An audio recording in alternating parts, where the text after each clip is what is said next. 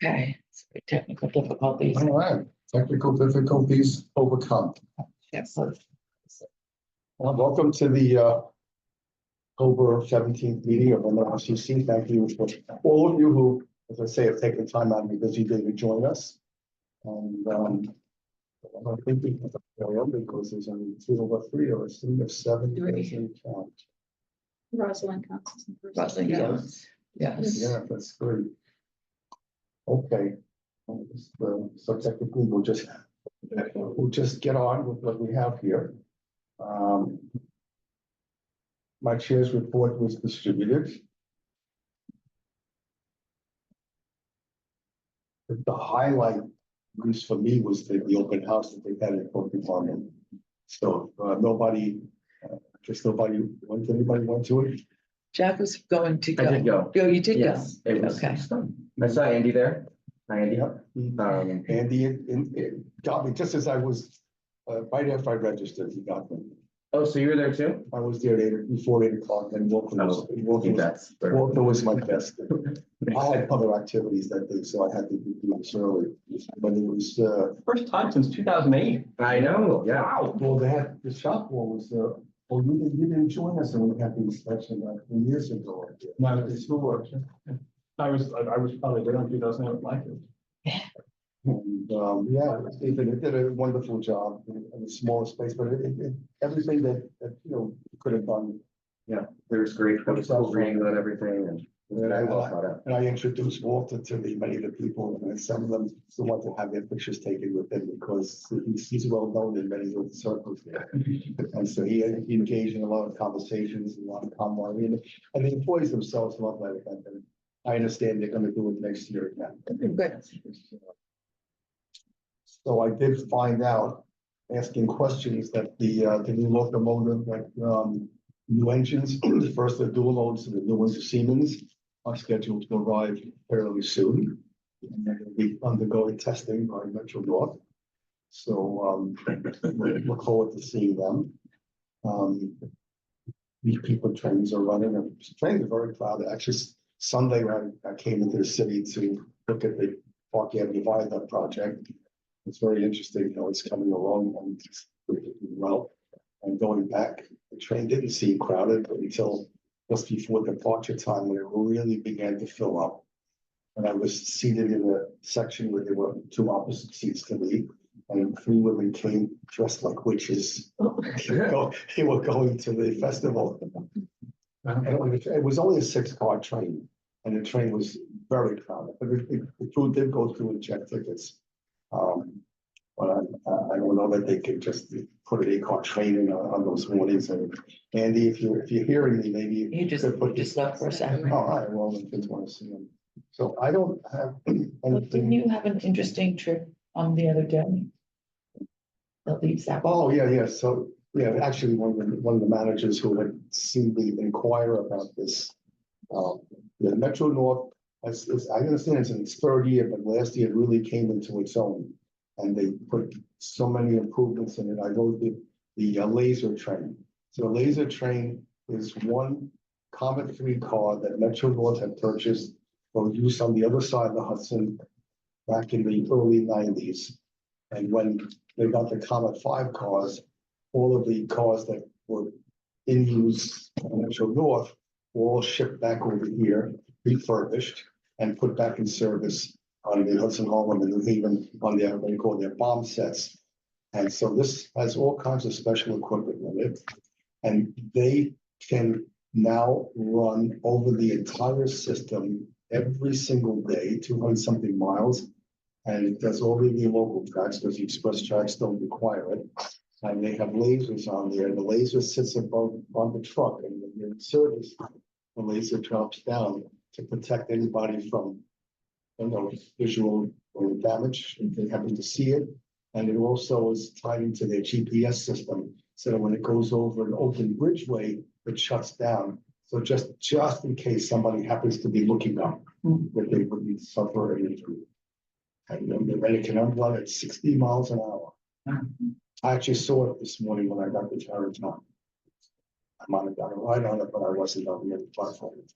That sounds interesting. It was, kind of neat to see, that's the pectin from the track. There were about 2 days of morning rush hour disruptions that were attributed to leads last week. Monday and I think Tuesday. they start October 7th. I think. Yeah, it's the season, right? But, that was out there. Have we heard anything about how the new, schedule was worked out? I've heard some, complaints about, Hudson Line, on time performance on the Really initiative. much of a difference in the time. With very few minutes, and I think it was just, maybe it was reduced running time on many of the trips.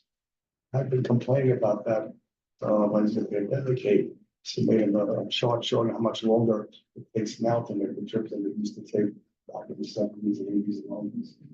We haven't seen anything on social media. You know, No. You've heard that, A couple of Hudson Line riders, but I haven't heard any problems on the other. it's just, so, otherwise, the 2025 capital program is approved by the board and, you know, following all the protocols and to the state within the proper timeframe, and we'll see what happens. Yes, you want to say anything to that? well, we're gonna get a presentation on, sorry, I'm a little hoarse because I might have been not loudly enough cheering on my team last night. I'll live to fight another day, however. So the capital plan, we'll hear more about that shortly. We'll get a presentation from Sean Fitzpatrick, who's gonna give some details on what that means more specifically for Metro North. It's a breakdown a little further from what we saw at the PCAC meeting. And we'll look at the different categories of what Metro North more specifically will be achieving. But what we do know is that it's really focused on state of good repair as opposed to the more ambitious program that we all would have liked to have seen, but that paused by the governor's decision. And the giant hole that's been created in the capital plan, the current capital plan, it carries over to the next capital plan. That carries over because of the projects that will not be completed, and that what that's going to mean for the next plan. And the pressure on funding streams for next month too. Yes, and the pressure on funding streams, and there's certainly a the possibility of what that could mean for the operating budget in addition. So that's something that we're looking at in terms of reports that the staff is working on. Now let them talk about when it's my turn. Our turn.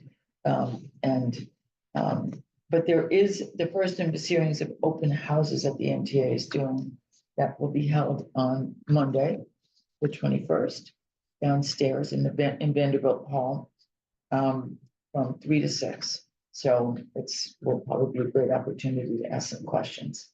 And for the public to see. We'll attend at various times. There's a lot happening that day. Yes.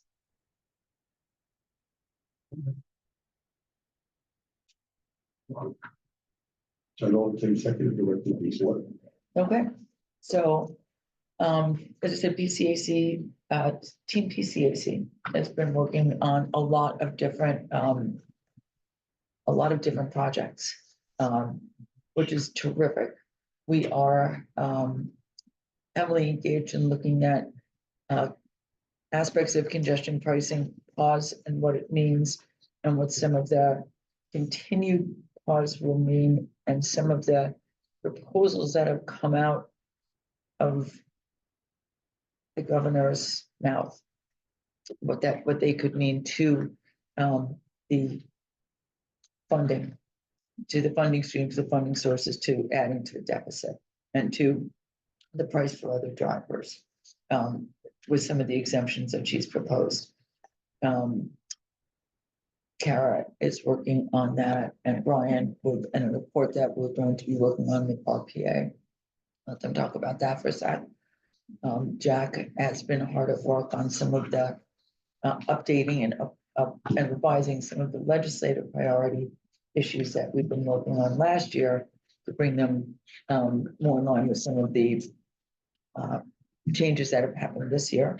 The evolution of Omni on the railroad. Right, yes, right. Yes, is continuing to do some fun and exciting things with what we're looking at for the subway's birthday party, which is coming up, and some other 120 years for the subway. Yeah. Yeah, I know, but because, as you can hear, my voice is a little on the strain side, and Benji is working on some fun and exciting projects as well. But Brian, why don't I let you and Kara, you want Yeah, to sure. go? Yeah. Yeah, so for the report that Lisa mentioned about the impacts of the potential proposed things like toll pricing exemptions, we just want to put some data behind some of these what we would consider not well thought out ideas. So we are putting some thought and some numbers behind what various exemptions, including things like municipal workers, and eventually changing the toll cost from what was approved by the very lengthy federal review process, how that would change the toll for everyone else overall and ultimately impact riders. Wasn't that part of the things that were considered study that we did? That the commission would already be available? So they looked at a bunch of different scenarios, mostly things like, Juliet. yeah, she had a lot of numbers. And in the EA, they had to study, I believe they had 7 different scenarios, and then ultimately what the TMRB recommended, a bunch of different, I guess we call them levers for things like the for-hire vehicle charges, whether or not buses would be exempt. There's all sorts of different levers that when you change one will impact the toll overall. And so we're actually looking at one thing that has not been specifically looked at in the EAs, which is municipal employees. There were over 120 requests for exemptions from people as part of the over 120 requests for exemptions as part of the congestion pricing process. But that was reviewed by the TMRB, and they were all considered. Some were baked in, including buses, included school buses, including reduced fares for motorcycles, but that's Jason, police, firefighters, teachers, farmers, every municipal worker, every driver. There were some very interesting proposals. But this latest one was one that the governor had said she was thinking of, and the mayor had said he was considering. Yeah. We just want to make sure that we're putting data behind that. And then we're also down the road looking at updating our past capital plan. We've done a lot of research in the past about funding streams for the capital plan and the operating budget. So we're looking at revamping that in the context of our next capital plan and just different streams that we go to fund that beyond congestion pricing for the current one.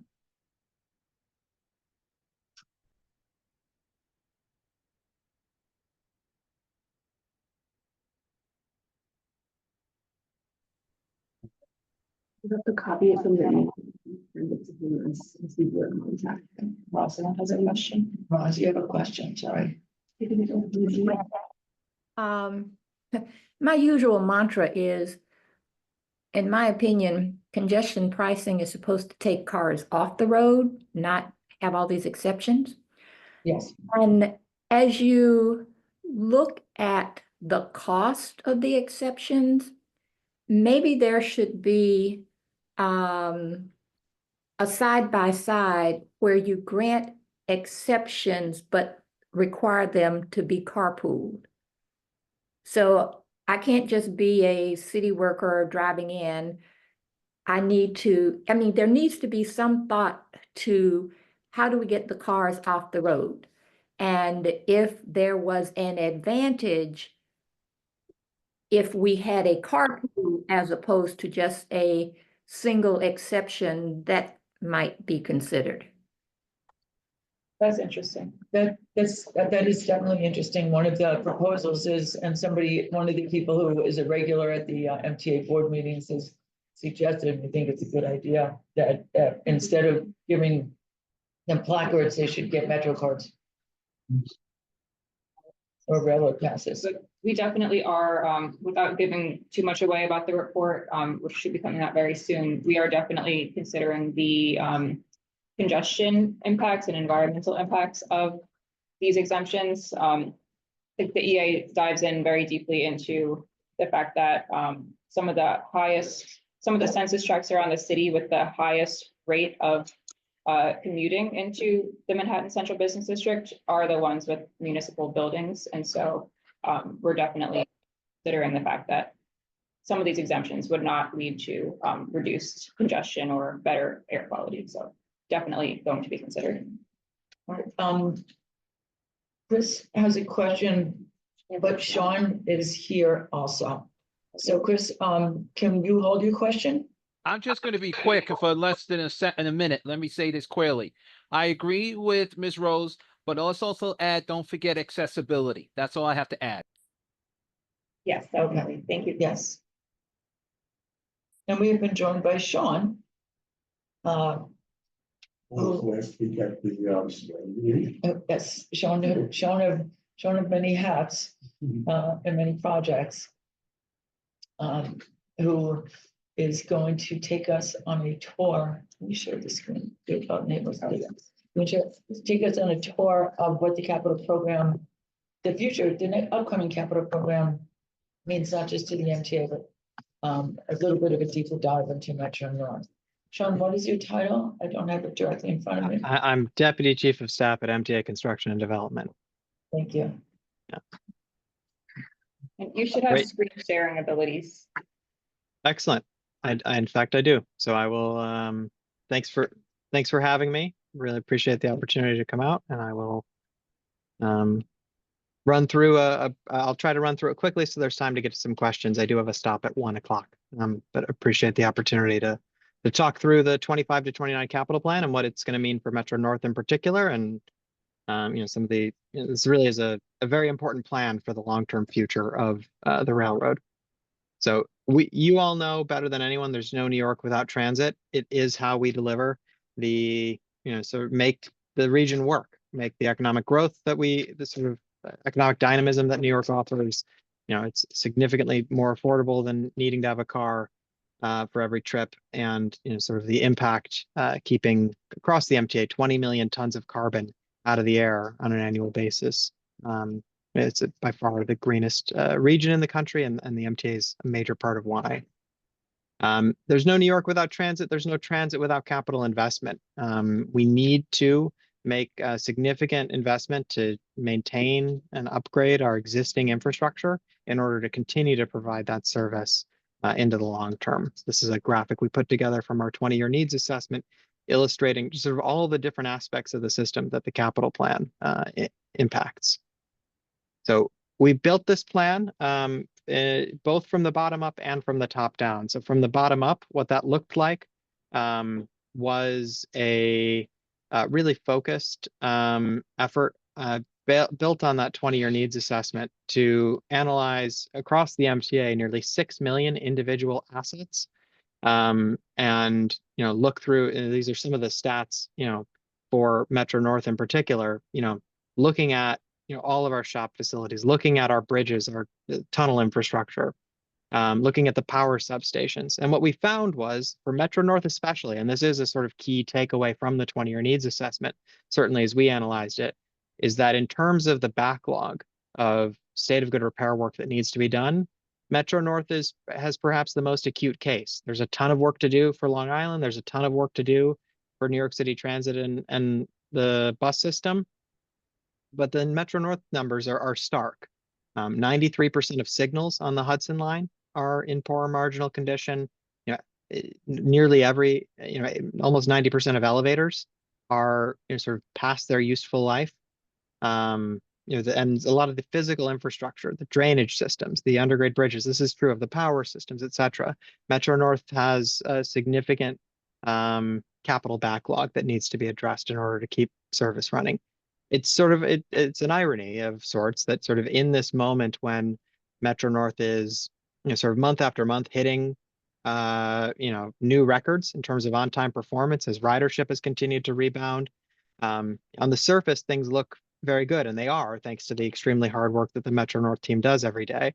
But there is a sort of growing backlog of this physical infrastructure investment that needs to happen. And so that's what this plan will do. These charts, folks may have seen me walk through, are meant to illustrate what's in blue here is what's in a state of good repair, sort of at the end of this capital plan.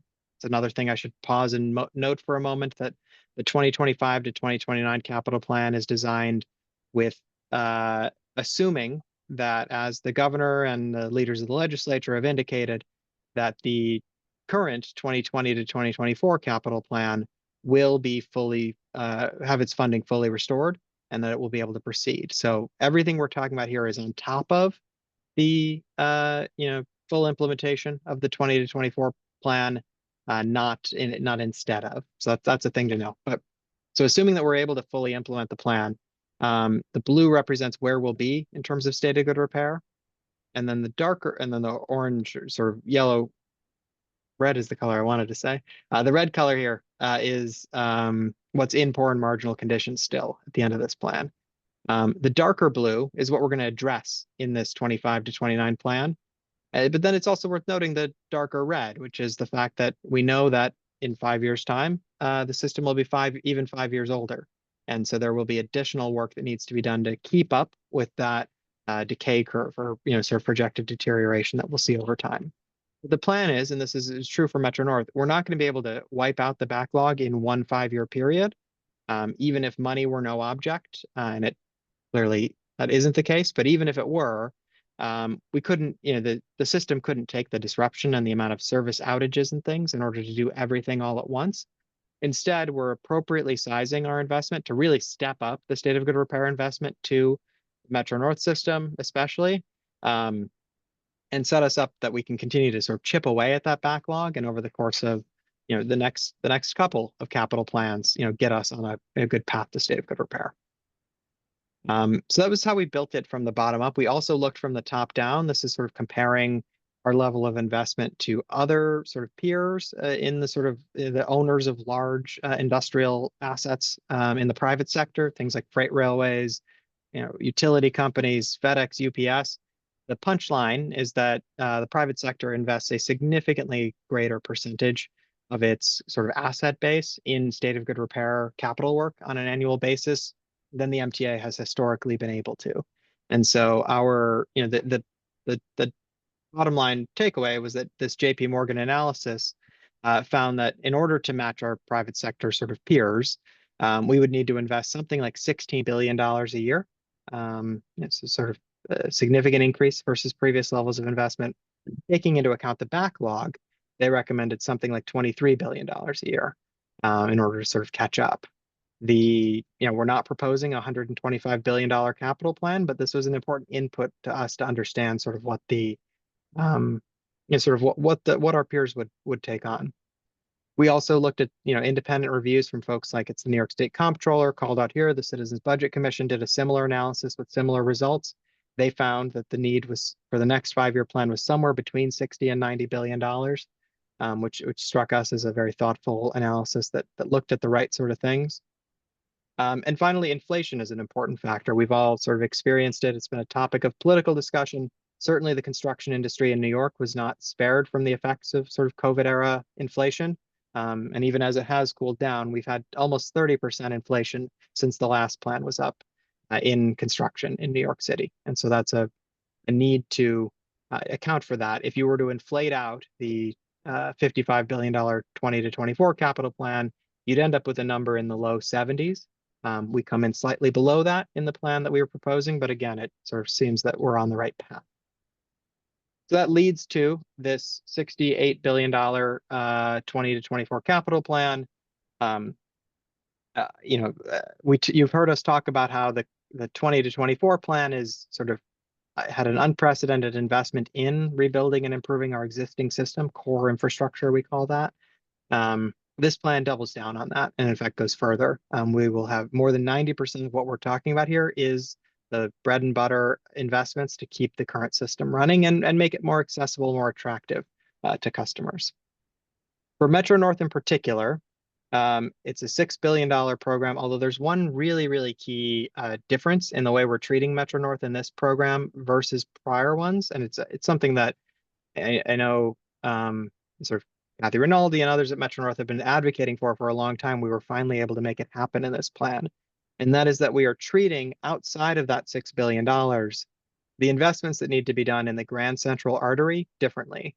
I'll get into sort of the specifics of what we're doing for the artery, but this is the sort of area from Grand Central at the south through the train shed up to 57th Street, the Park Avenue Tunnel running up to 97th Street, and then the Park Avenue Viaduct. Historically, that's a spine of Metro North service. 98% of trains that Metro North runs run along the Grand Central Artery. And it is more than 100 years old in sort of nearly every inch of it is, and is in significant need of capital replacement. Historically, Metro North has been forced to sort of chip away at those investments out of their core sort of program budget. And that's been very challenging because it has been harder to get to, it has been harder to balance both the substantial needs of the artery with the substantial needs sort of in the rest of Metro North's, hundreds of miles of system. And so in this plan, we realized that we needed to treat it like a mega project and we couldn't allow it to crowd out investment elsewhere in the Metro North system. And so we've treated it differently.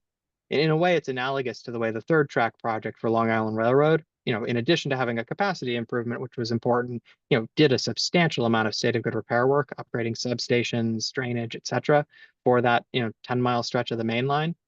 We're treating it Metro North similarly here, and I think it's going to be very transformative in our ability to scale up our investment in, not just the artery, but the rest of the Metro North system. So with that, I'll turn into sort of how we organize the investments themselves. We put it in these three buckets: provide frequent and reliable service. That's really a touchstone for, the investments needed to keep service running, the state of good repair improvements that are necessary. Improve the customer experience, which is where we look at station improvements, and taking action on climate change, which, Metro North is perhaps even more so than the rest of the MTA. It's a real centerpiece of investment in this plan, is making sure that we're able to protect some very vulnerable stretches of Metro North in the Bronx and on the Hudson line, especially, but on the Harlem line as well, from increasing vulnerability to climate change. So providing frequent and reliable service, these are the investments that customers, both the things they see and the things they don't, will be ordering new rail cars, we'll be working on the artery, we'll be accelerating track replacement, and doing all sorts of behind the scenes work that will help Metro North continue to be able to provide the sort of 97, 98% on-time performance service that customers have come to rely on. So I'll start with the artery because it is such an important piece. Folks may have seen this diagram before. It was in our 20-year needs assessment, but this is the results of inspections that we've done of the train shed, that sort of really sort of incredible piece of infrastructure, the rail yard that feeds into Grand Central itself, from 57th Street to the north down to 42nd Street. The red dots here represent where we have seen where these inspections have revealed a defect in the train shed, which when we talk about a defect, we're talking about the what's shown here in construction, where we are sort of addressing it, the roof of the train shed. That is essentially Park Avenue, Madison Avenue, as well as some of the buildings that, some of the densest, most sort of valuable commercial real estate in the world, sort of all is above and near the train shed. It was built sort of starting in 1910. It has 100+ years of water intrusion and salt and chemicals coming down from the street. And what we've seen is, in the 1980s, when we sort of have the first sort of set of reliable data, there were some defects, but they were relatively few and far between, and they were something that we could comfortably sort of safely address through spot repairs, sort of patching up an area here and there. That held through the 90s. Starting in around 2000, though, and in a way that has accelerated significantly over the last 2 decades, those defects have gotten more and more common, more and more numerous, and in more and more places, to a point where it just doesn't make sense. It isn't possible for us to comprehensively address those defects through spot repairs. And so what we're proposing to do in the current capital plan, we were able to partner with JP Morgan Chase as they rebuilt their headquarters to address that blue sort of backward C shape in the far right diagram on the right.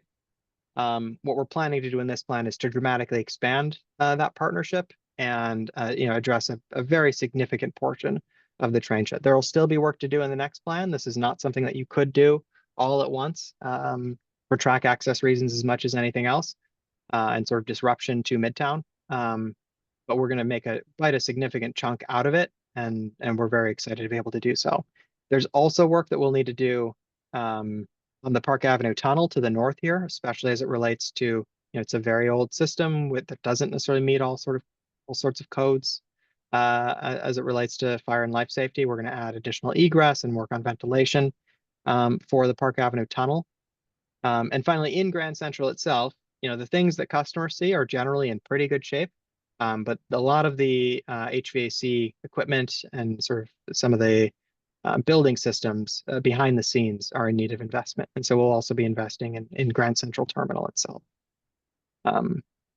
New rail cars are another significant focus in this plan. We'll be retiring the remaining M3 fleet from the 1980s, as well as on the west of Hudson service, replacing locomotives that are even older than the 80s that help sort of serve the west of Hudson service. This is important both because obviously the new rail cars are more comfortable, are fully ADA accessible. That M3 fleet predates the ADA, and so it doesn't have all the features that you'd expect. They're also dramatically more reliable. And sort of the chart here shows that, whereas the oldest cars in the Metro North system go about 125,000 miles between failures, between needing to go into the shop to be repaired. The newest ones are at almost 750,000 miles. It's just a sort of day and night difference in reliability. The power systems are another key asset that needs to be invested in. The Metro North power system has the sort of worst condition ratings of anything in the MTA system. We're going to be substantially, it's actually almost doubling the investment in the substations. The sort of the chart here, I think if anything understates the level of investment that we're going to do, but to really start to, bite off the backlog, address some of the most critical components throughout the system, make sure that the electrified territory that Metro North runs is able to continue to do so. We'll also start replacing steel third rail with more efficient aluminum, which is has something that has a slightly larger or slightly higher cost in the short term, but we think will make up for it in the more efficient distribution of electricity. Track is another key example, as well as some of the structural investments that need to happen, where the Metro North's track program is behind Long Island, sort of as the most analogous peer. And so in this plan, we're actually putting funding in place to add an additional track replacement crew, sort of doubling the pace of track replacement. Again, the sort of thing that wouldn't be possible if we hadn't treated Grand Central Artery separately and hadn't opened up the space for that type of investment. We'll also be making substantial investment to protect some of the bridges, and as well as both addressing defects and painting them to protect them in the long run. The stations experience for Metro North is another key example of where investment is sort of desperately needed, and where we're very excited to be able to pick up the pace dramatically in this plan. This is a photo, I believe, of Crestwood Station, which actually has a portion of the platform closed off due to structural conditions. Yes, you can see sort of it is Crestwood. Andy has clarified for me in the photo voce. Thank you. Held up by lumber, right? Like this is an example, and this is actually a theme throughout Metro North, is that when Metro North was created in the 1980s, there was a substantial infusion of investment in order to, sort of get the failing private railroads, back into a place of service.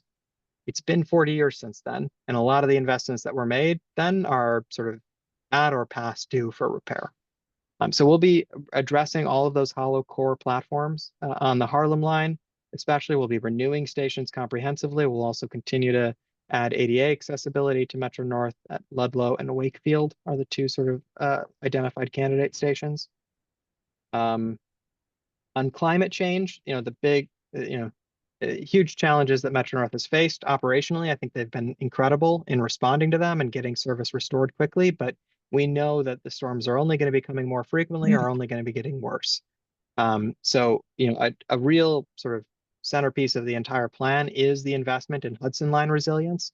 It's not hard for Hudson Line customers to understand why it might be vulnerable to climate change when you see, the beautiful view of the Hudson right there is sort of on one side, and the very steep slopes on the other side, which are vulnerable to, both sort of flooding events when torrential rain comes through, as well as mudslides or retaining wall failures, sort of in an era where flash flooding events are just dramatically more intense and more frequent. So we'll be protecting more than 20 miles of the Hudson Line through a really comprehensive approach. We're going to start sort of in the southern section where there's both the greatest vulnerability as well as the highest ridership, from Spuyten Duyvil to Croton Harmon. And it'll be a model that will allow us over the course of, this is another one that will need sustained investment, not just from the next 5 years, but beyond, in order to protect the Hudson Line, for the 21st century and all of the challenges that it will face for us. Mott Haven Yard is another good example. This is a photo of during, I believe it was Ophelia last year, where this is the place where the Hudson, Harlem, and New Haven lines sort of all converge before they get to that Grand Central artery in the Bronx. It's at a low-lying place in Mott Haven, and its drainage is inadequate, and some of the sort of ways that sort of the city's sewer system interacts with it is inadequate, leading to instances like you see here. And this has happened, more than a dozen times in the last decade. You have significant flooding, in this case, even overtopping the third rail. It required sort of the cessation of Metro North service until it could be drained. So we're going to make a substantial investment and work with our partners at the city to try to protect Mott Haven Yard and prevent this type of incident in the future. There's a lot more that I, had to race past, investments on resilience on the Harlem line, and the like. But we're very excited about this plan. I think it does represent a really generational investment in Metro North service, and represents, our ability to hopefully stay ahead of, allow Metro North to continue to provide the excellent service that it has, and not let some of these sort of lingering or creeping infrastructure issues get in the way of that. So, across the rest of the MTA portfolio, there's a ton of other investment. I won't get into them now because I'm sure you're largely familiar, but we're very excited about it. We're excited about what this plan means, not just for the, direct impacts, but also for the economic impacts of the capital plan. Previous plan was estimated to create more than 50,000 jobs, add more than $60 billion to New York State GDP. We anticipate that that analysis is underway for the new plan. We expect those numbers to be even larger this time around, with sort of the benefits shared throughout the entirety of New York State and beyond. Also something that we, continue to emphasize our investment in minority, women-owned, and small businesses. More than $1 billion paid to MWBEs in the last fiscal year. And our award-winning small business mentoring program continues to be a model for helping smaller businesses learn how to work with government and get good work done for us. And finally, at MTA Construction and Development, we're getting all of this done better, faster, and cheaper. The Park Avenue Viaduct, which I'm sure this group is familiar with some of the investments that we've made there, has been an incredible model of a project that has allowed us to, using design build sort of to its full extent, come up with an innovative way along with our contractor to, as you've seen those giant gantries in place, replace the track over the course of weekends, replace track while running service on the other side, replace half of the viaduct while running service on the other half. We've done, nearly half of the work over the course of this summer, without interrupting a single Metro North train.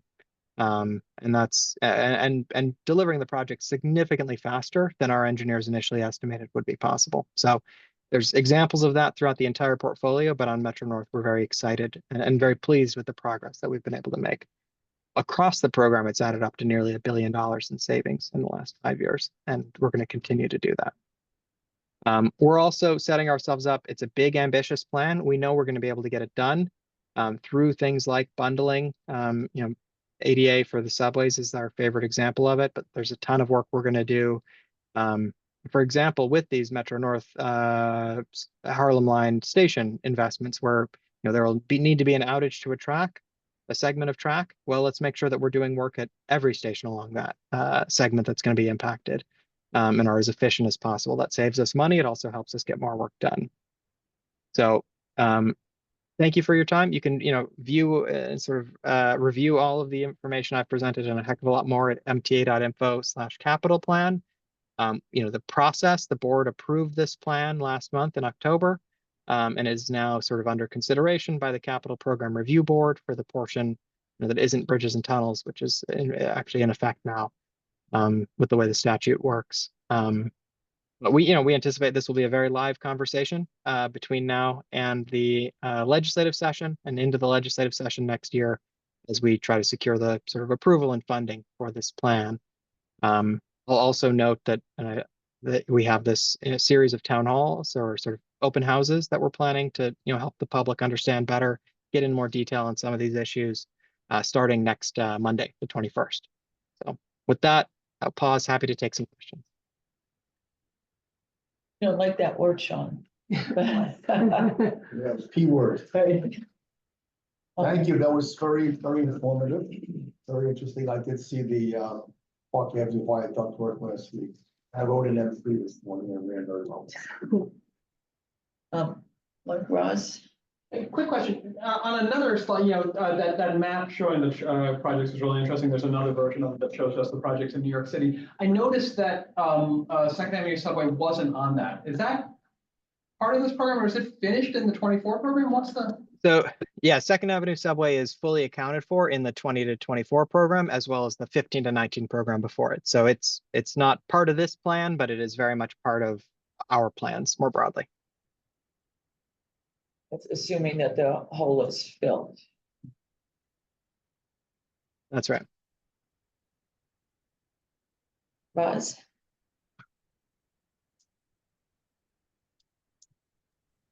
You had mentioned that Metro North is behind other systems like the subway and so forth in terms of the capital improvements and critical needs.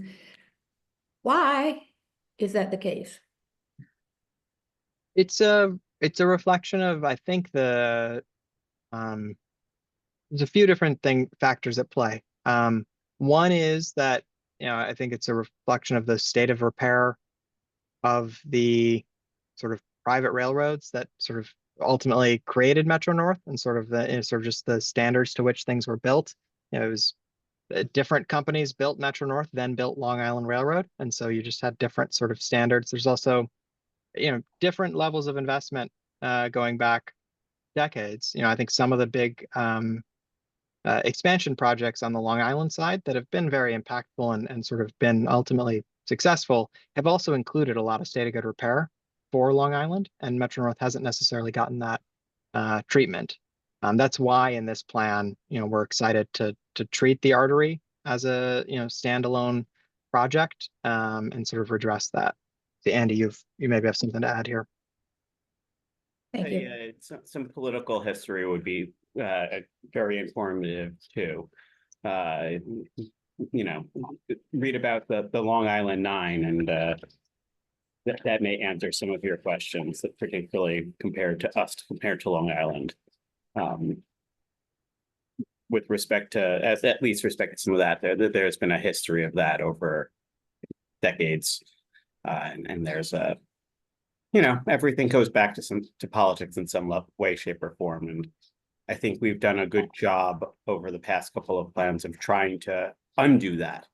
And take the political consideration out of it and actually look at what is the need and what we need to make sure that we're doing. And I think times have evolved since the backroom deals and everything of that nature. And I think that's shown now as we look at this when we talk about modern investment.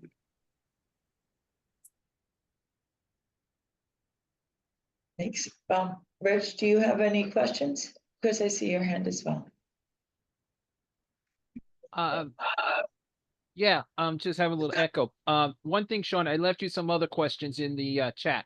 The one thing that I'm really glad to see, but I hope to see in the near future when we do some of the constructions on the Hudson line, some of the stations, I know we have to work on the tracks thing. Yeah, I agree with everyone, but some of the station platforms need to be more accessible and more easy access for any person, because what I'm seeing now, even if you're working on it, it's not that much. It still has a little gap from the station, from my hand to here. That's the gap.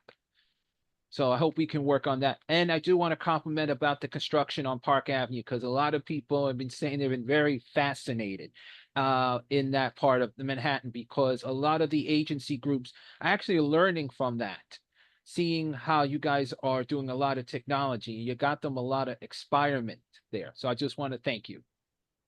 Yeah, I appreciate the comment. Yeah, and I know that as we do the Hudson line work, the emphasis is on the resilience, but we're going to be taking care of state good repair needs at the same time, including some of this, in general, the stations are in better shape on the Hudson line than the Harlem line, but it doesn't mean there isn't work to do.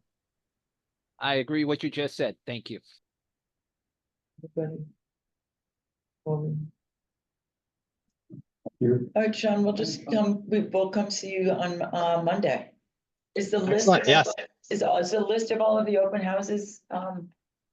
It's still to be determined, but I know Andy's working very hard to make sure we get one set up in Metro North territory.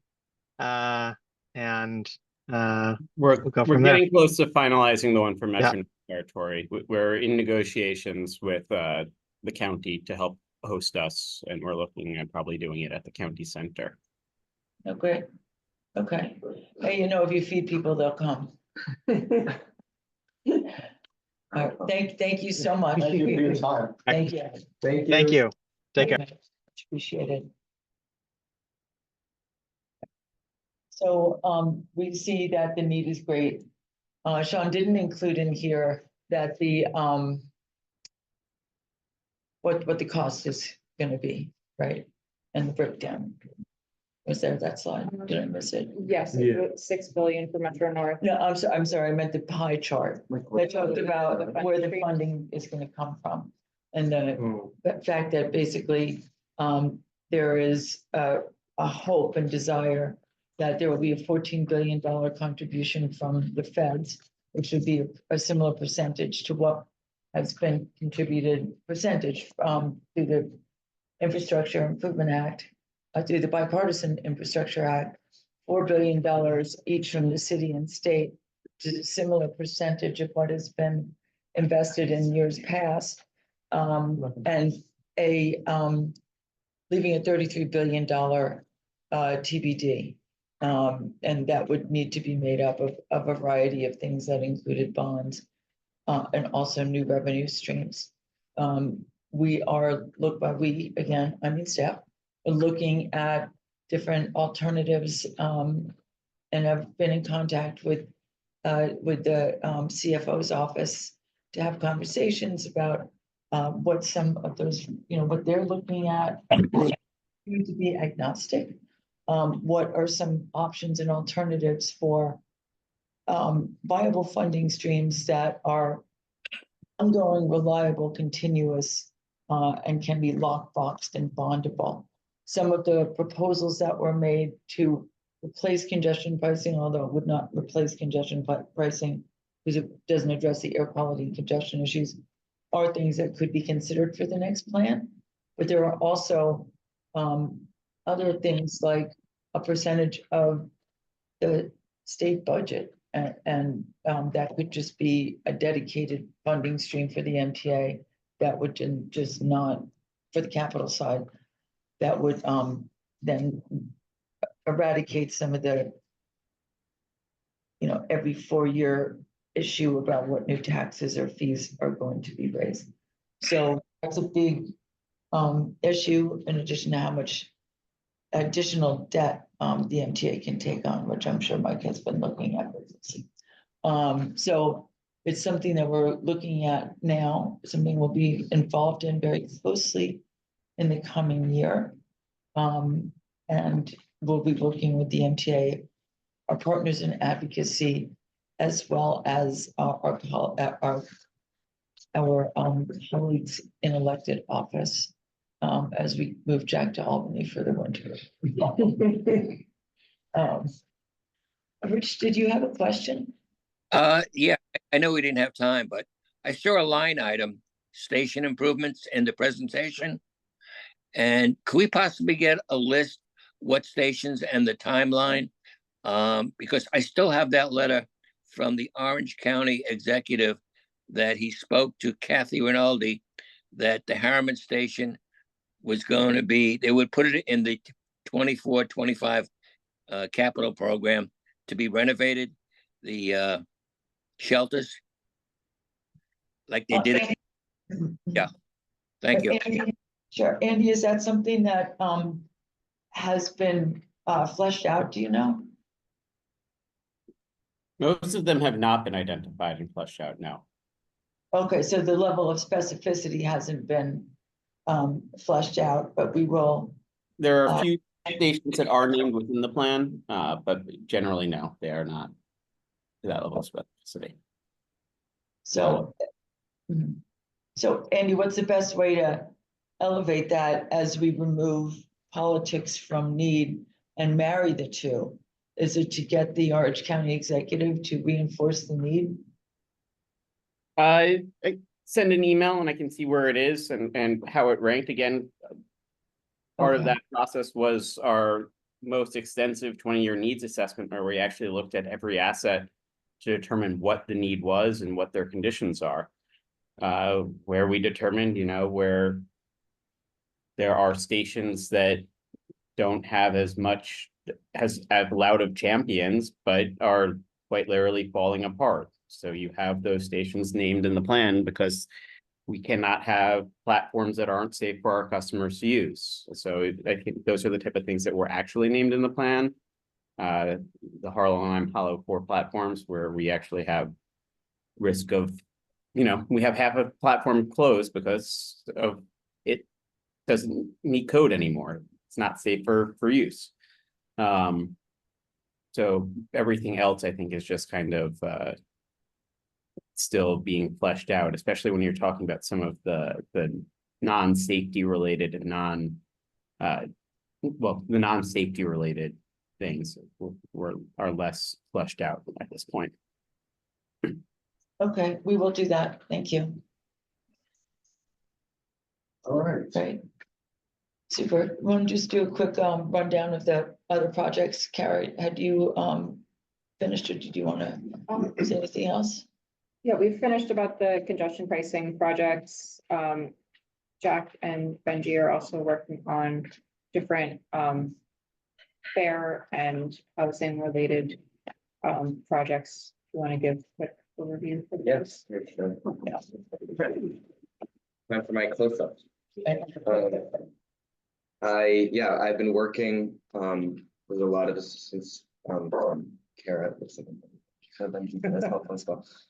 From Kara to update our Omnivate report that was released last year, just right when I started, given all the news that's happened with Omni's rollout on the railroad in the past year, and also it hasn't happened, and also given our work last session with the FAIRS Act, which I think a lot of you will remember, where we partnered with Senator Comrie to advocate for expanded or to introduce AM peak discounts for seniors and individuals with disabilities, to have a weekly city ticket with a transfer to New York City Transit subways and buses, and expand fares to the commuter rails.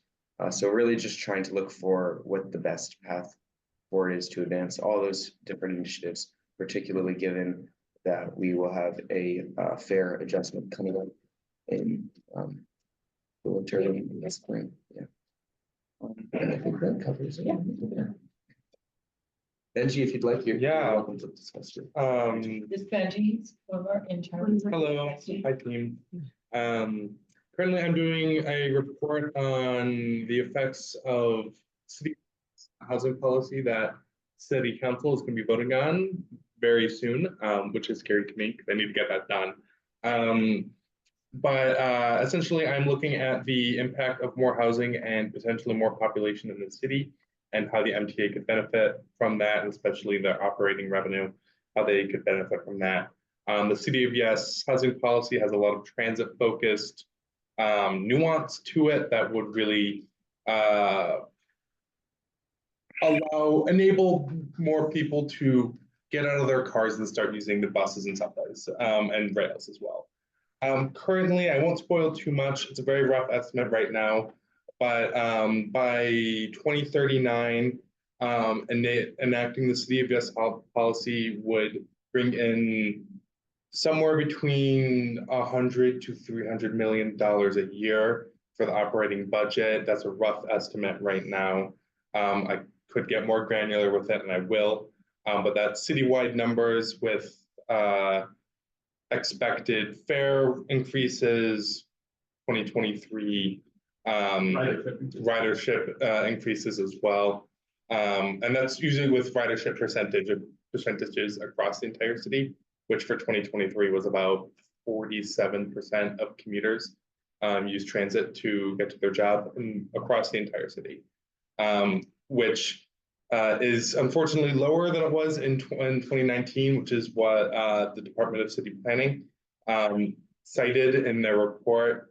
I wanted to use that number so we could get a bigger number there, but I had to be kind of realistic of what we can expect in the next 15 years. I know, I wish I could, push out there. That's also using numbers of how many rides each individual who uses transit takes per day across an average of the entire year. And so that's kind of how I got to that number. But basically the idea is here, City of Yes could potentially mean hundreds of millions of dollars more for the operating budget of MTA, and theoretically, the MTA would use that to increase service, especially in neighborhoods that see increased development and housing.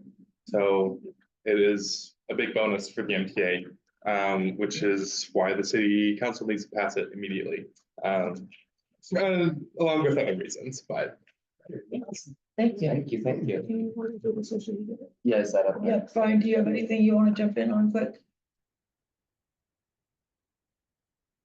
Yeah, okay. Anyways, Brian has a seat. yeah, don't turn that loud. Can't yank my spotlight away from me. No kidding. I'm fixing it.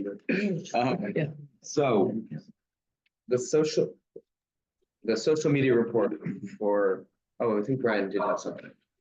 Yep, sorry. Yeah, I think that covers it. So, yeah, nothing more on my end. Hope you feel better soon. This is sick, right? Thank you. Yes, or whatever the issue is that is resolved. Sorry. Okay, first off, I phrased this creatively. I was very creative. I said, first off, the leaves may be changing, but Metro North Riders' desire to bring back quiet cars has not. It's come up. It always comes up. It's always at least one. Probably advocating for that, for sure. A Yankees fan inquired about whether or not express Hudson Line trains would stop at Yankee Stadium on their way to Poughkeepsie after this week's game, and was pleased to find out that they would, which is always a nice bonus. Another rider and a well-known person in the transit, internet space, Jason Rabinowitz, complained about a lack of passenger crowding data on train 4852, which was interesting because in my experience, it's usually pretty good. An East Norwalk resident, complained about horn noises from Metro North. I don't want to assume anything, but like, there is no data on the older cars. Probably that, yeah. Right, so they do some by weight, but it's just not accurate. Yeah, but you know, the real-time trick. Yeah. Counting data is Yeah, only well, available on the M7. In the screenshot, there were a few that were lit up with the different colors, and then most of it was gray. It just said no data. So I just don't have even when That has to do with what cars they are, as was Yeah. said. Yeah.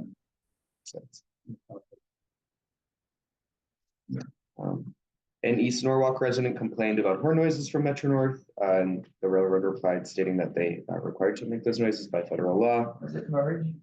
No, it's not right. Another writer was confused about track postings being moved from 30 minutes for departure to 20 minutes, and the railroad clarified that that's the new policy. And lastly, a rider on train 8835 complained on October 5th about conductors closing off a car despite the train being full. And the railroad recommended either speaking to the train crew or submitting a comment to feedback form. So that is the update. Dirty train calls. Sometimes they have to isolate the cars for a specific. Agenda for the next meeting, really exciting update on my phone died in commuting, and so I lost my access to my monthly on train time. So I put in a request for a refund the next day after buying a ticket. We'll see where that goes.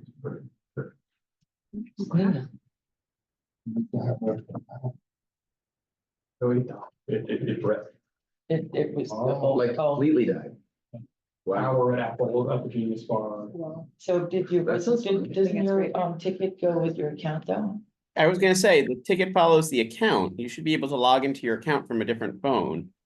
Well, once you have it replaced. so two things on that. Yeah, the problem is just the day of travel, right? I literally was walking with a brick in my pocket instead of a phone. And so I paid for one-way ticket. And so that's what I'm waiting to see. Yeah, when I got a new phone, I was able to get back to access.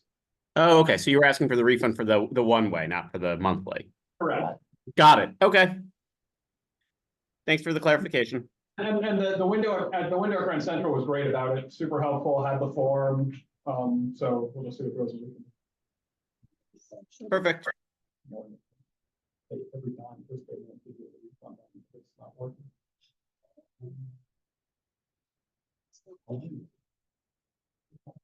All right, we have anything else? Okay, we have old business? So we're done? All right. So. Rich, thank you. next month, Rich, should we put an update on the TOC? You're muted. Oh, you can unmute you. Hold on. Am I there? Yes, you're here. Okay. Yeah. And then I'll send you the letter that I got from the county exec where Kathy Rinaldi said they would put Harriman in the 24-25 capital. Okay, great. Thank you. Thank you. Would you like us to add the TOC to the next month's agenda? I'll be honest, they haven't come back to the planning board. I don't know if it's a funding question or are they ready? It's one of those things. We can't force them to come back. They really haven't gotten back to the planning board. Okay, all right, we'll wait for you. Yep. To let us know. Thank Okay. you. Okay, thank you. Is the 14th of November. 14th of November. And Jason, you've got a quick. Jason, I think Yes, you might. Lisa.